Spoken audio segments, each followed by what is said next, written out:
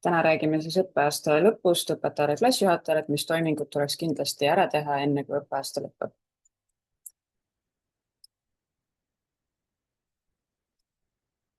Esimene asi on siis päevikutega toimetamine. Kõikidele õpilastele tuleb sisestada ära kõik hinded, mis on saadud. Põhikooliõpilastele tuleb kindlasti lisada aastahinded, gümnaasiumiõpilastele kursustele hinded ja kui õpetajad on viimased hinded ära sisestanud, tuleb neil ka lukustada päevik. Seda saate teha, kui avate päeviku, vajutate plussmärgile ning valite lukusta päevik. Kui midagi jääb veel sisestamata, siis on võimalik administraatoril ka päevik lahti lukustada ja saate hiljem juurde panna. Kuid kontrollige kindlasti enne, kui te seda teete. Lisaks aasta ja kursusehinnetele tuleb sisestada ka eksamihinne või iseseisva tööhinne. Eksamihinde puhul, kui lisatakse see punktides, tuleb kindlasti lisada ka maksimumpunktid ning kui riigieksami maksimumpunktid erinevad koolieksami omadest, tuleb järeleksami sisestamiseks luua uus päevik. Teine hinne, mida võite sisestada, on iseseisev töö ehk siis teist tüüpi kokkuvõttev hinne, kus on võimalik valida loovtöö, uurimustöö või iseseisva töö vahel. Kui te seda päevikus lisate, tuleb kindlasti valida teine variant ehk iseseisva töö hinne, et seda kuvataks korrektselt nii aruannetes kui ka näiteks õpilasraamatus. Saate panna siis iseseisva töö pealkirja ja ka märkuse juurde, et millest antud töö rääkis. Kui teil jäävad mõned õpilased täiendavale õppetööle, siis on mitu võimalust, kuidas seda lahendada. Üks variant on jätkata samade päevikutega.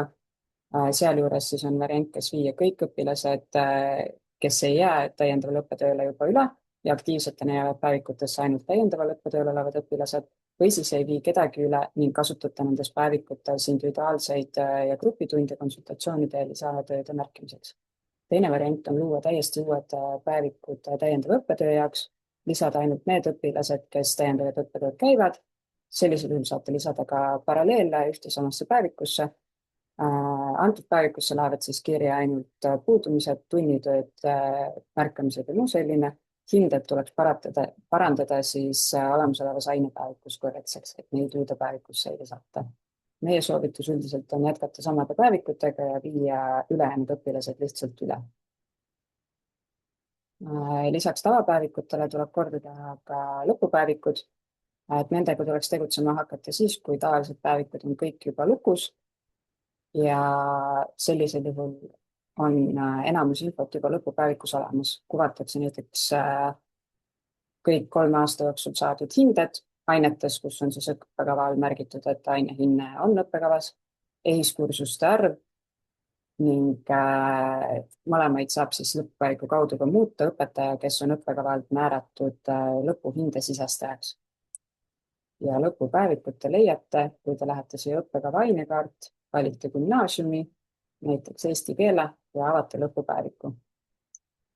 Teil tuleb kindlasti valida ka klass, kus teil kuvatakse siis kõiki õpilasi, saate sisestada siit hindeid või muuta EHIS-kursuste arvu vastavalt sellele. EHIS-kursuste arvu kuvatakse siis vastavalt sellele, mitu päevikut lukustatud on antud aine raames.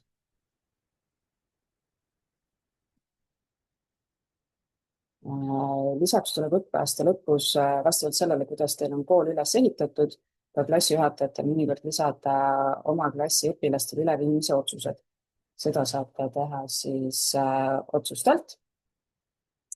Kui te olete lihtsalt klassijuhataja, on teil siin üks klass, lisate õppenõukogu otsust, täidate vajalikud väljad, kellele antud otsus läheb ning saategi lisada üleviimise otsused.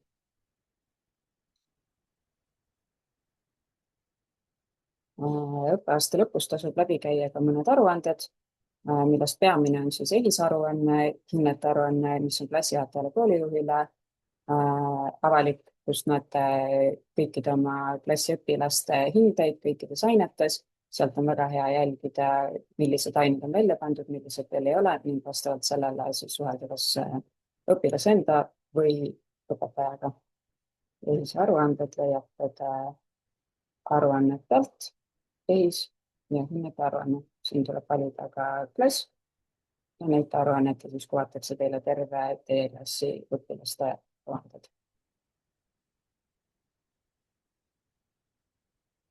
Lisaks on võimalik õpilaste kõiki hindeid vaadata siis ka õpilasmapist ning õpilasraamatust. Mõned muud aruanded, mis tuleks enne lõppu läbi käia, on puudumiste aruanne, mis annab ülevaate kogu klassi puudumistest ja hilinemistest. Hinded, hinnete statistika, kokkuvõtted, hinded, kus näete siis hinnete aruannet, puudulikku hindeid ja klassi kokkuvõtet. Tasub läbi käia ka märkamiste ja otsuste ja käskkirjade aruanne ning kui on huvi, siis ka oma õpetaja koormus. Kõik need aruanded leiate samuti siit aruannete vaatest. On erinevad puudumiste aruanded, hinnete statistika, hinnete aruanded, kokkuvõtvad aruanded ja nii edasi.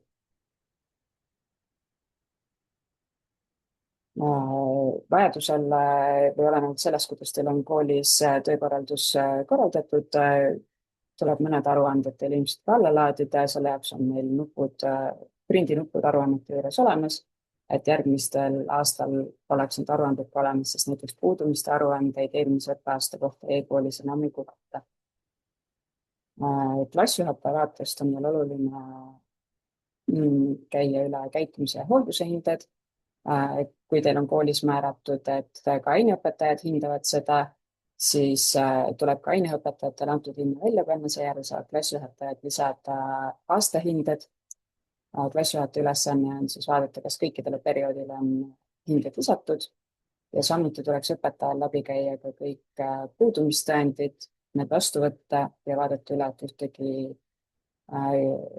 märkimata puudumist ei oleks enam näha. Puudumiste ja hinnete päeviku leiate ka valitamine klassid.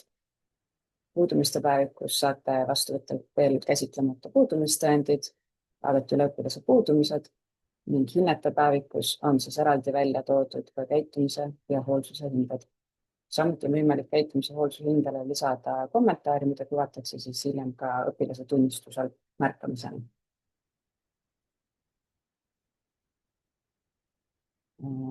See on lühidalt kõik, mida õpetaja ja klassijuhataja aasta lõpus tegema peab.